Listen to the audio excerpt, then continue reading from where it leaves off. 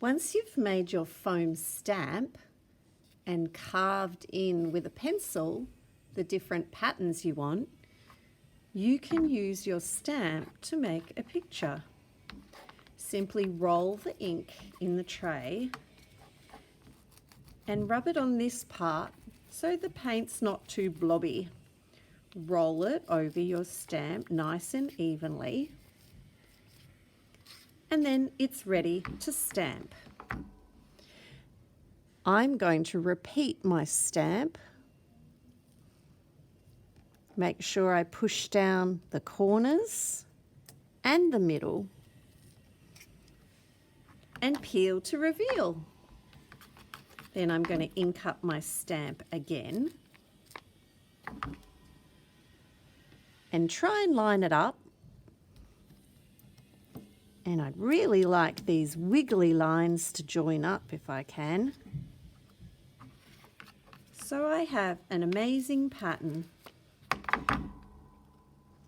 going all around the edge of my paper. So each time rolling, pushing down,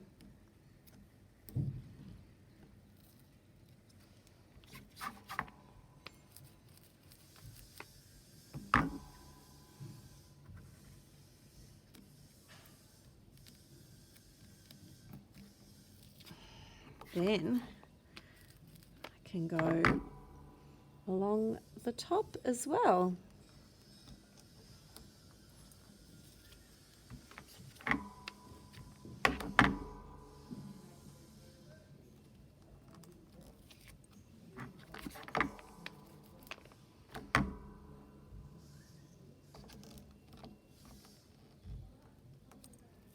Can you fill your whole page?